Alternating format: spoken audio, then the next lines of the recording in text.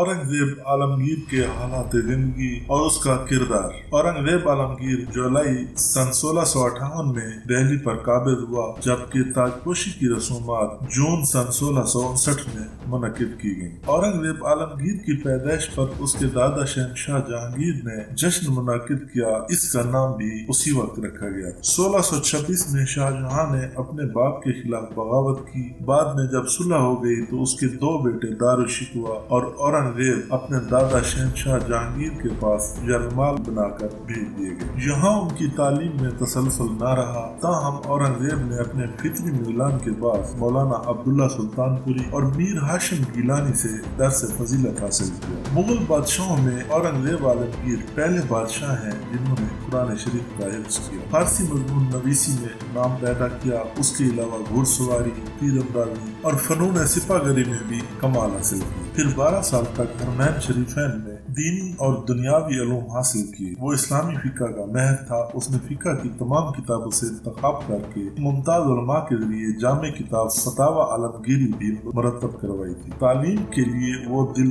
खोल कर खर्च करता था और सूबाई गवर्नरों को सख्त अहकाम थे कि मदरसे, दारुल उलूम और मुदर्रिसीन की जरूरियात पूरी की जाए। औरंगजेब आलमगीर खुद मौसीकी का भी महर था, लेकिन उसने अपने ओहद में इसको बंद कर दिया। दरबारी कवियों ने मसनूई जनाजा निकाला तो आलमगीर ने कहा उसे जरा गहरा दफन करना ताकि फिर ना उठ सके। मुख्तलिफ सतह के तालिब इल्मों को रोजाना की बुनियाद पर वजीफा दिया जाता था। बेशुमार स्कूल, मकतब और मदरसे बनवाए, जिससे छोटे छोटे कस्बे भी इल्मी मरकज बन गए थे। शाहजहां ने तालीमी सज्जा तो खत्म किया, लेकिन अंदाज बाकी था। आलमगीर ने उसे मुकम्मल तौर पर खत्म कर दिया। औरंगजेब ने फांसी की सजा खत्म की, ज़राअत के फिरोग के लिए कुएं खुदवाए, पुल और सड़कें बनवाई, कवाल, नजुमी, शेर मौकूफ कर दिए गए। सिक्कों पर कलमा लिखने का दस्तूर भी खत्म हो गया। खाने पीने की तमाम अशिया पर से महसूल खत्म कर दिए गए। वो महर खत्तात था। मुतअद्दिद कुरान पाक के नुस्खे उसने अपने हाथ से तहरीर किए थे,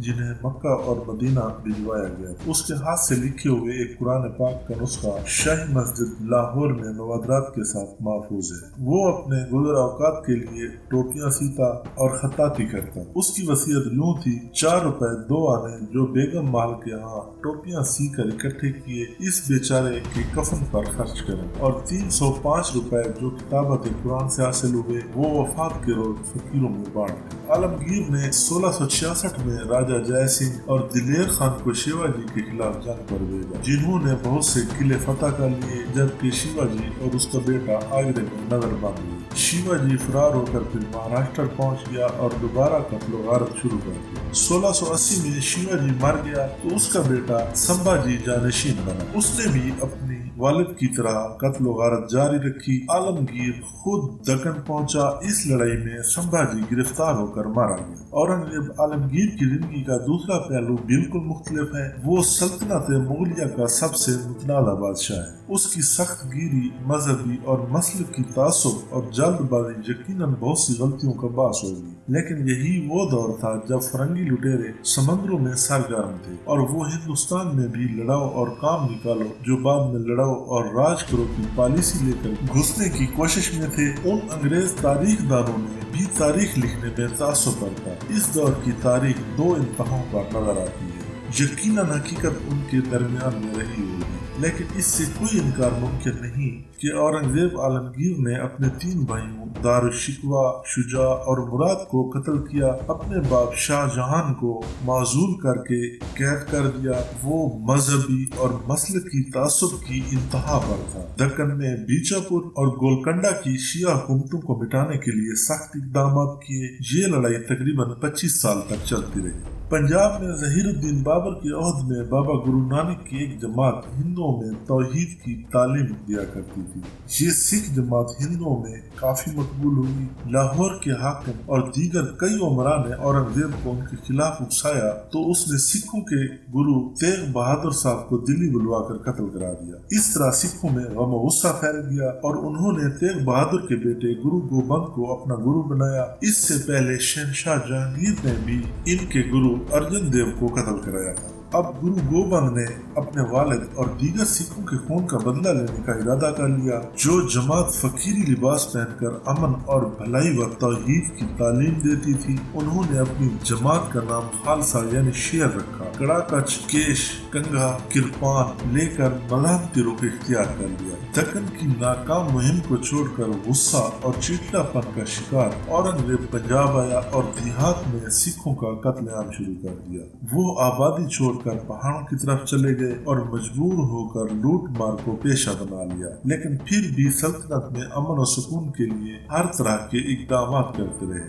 گرو گوبند جی نے اورنگزیب کی بہادری پر اس کی مدد بھی لکھی اور کہا کہ اگر شہنشاہ ہمیں بلائے تو ہم جائیں گے۔ سکھ تاریخ کو ہمیشہ مسلمانوں کا بہت تعاون حاصل رہا ہے۔ بابا فرید کی بانی کا گرو گرنتھ صاحب میں درج کیا جانا، حضرت میاں میر صاحب کا گرو ارجن کا ساتھ دینا، گرو گوبند سنگھ جی کے لیے مسلمانوں کا قربانیاں دینا اسی بات کا ثبوت ہے۔ اس کے بعد اورنگزیب کو خیال آیا کہ اگر وہ شری کرشن کے پیدائشی مقام متھرا، شری رام چندر کی جائے پیدائش اجودھیا اور ہندوؤں کی مشہور زیارت گاہ بنارس میں مندروں کو توڑ کر مسجدیں بنوائے تو اسے بڑا ثواب ہوگا۔ اس نے ان تینوں مقامات پر مندر توڑ کر مساجد بنوائی اور ہندوؤں کی دل شکنی ہوئی اور ہندو راجپوت سلطنت مغلیہ کے خلاف اٹھ کھڑے ہوئے۔ متھرا سے جاٹ اور دکن میں مراٹھا جاگ گئے۔ حکومت نے مختلف علاقوں میں راجپوتوں پر جزیہ بھی عائد کر دیا۔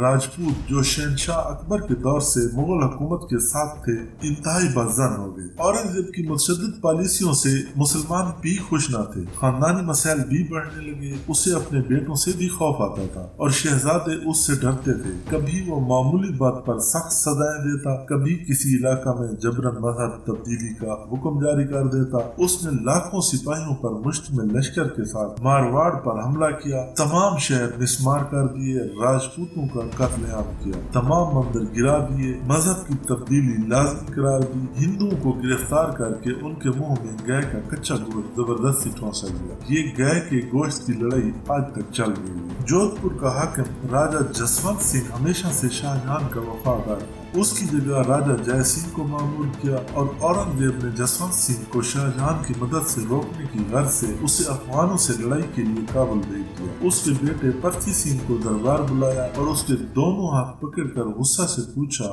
اب بتاؤ تم کیا کر سکتے ہو؟ وہ عقل مند باپ کا بیٹا تھا، جواب دیا، میرے دونوں ہاتھ بادشاہ کے ہاتھ میں ہیں، ایسا جی چاہتا ہے کہ ساری دنیا کو فتح کر لوں۔ اورنگزیب نے بظاہر اسے انعام دیا اور خلعت پہنائی۔ یہ زہر آلود تھی اور اس سے وہ تڑپ تڑپ کر مر گیا۔ راجہ جسونت سنگھ کو بیٹے کے قتل کی خبر ملی تو اس نے بیوی بچوں کو کابل بلوا لیا، جہاں ناموافق موسم سے اس کے دو بیٹے بیمار ہو کر مر گئے اور وہ اسی غم سے چل بسا۔ اس کی رانی لڑکیوں اور بعد جانے والے کمسن بیٹے اجیت کے ساتھ واپس آ گئے۔ اورنگزیب نے اسے حوالے نہ کرنے کے جرم میں پورے علاقے پر دھاوا بول دیا۔ اجیت کو وہ ایک مسلمان کے ذریعے بچانے میں کامیاب ہو گئے اور راجپوت سردار درگا داس کے ساتھ نکل گیا۔ بعد میں اورنگزیب کا بیٹا بھی بغاوت کر کے بھاگا تو اس نے اپنی بیوی بچوں سمیت اسی کے پاس پناہ لی۔ انہیں درگا داس کے پاس چھوڑ کر ایران کی طرف فرار ہو گیا اور وہیں پر اس کی وفات ہوئی اور اس کی بیٹی اورنگزیب کی پوتی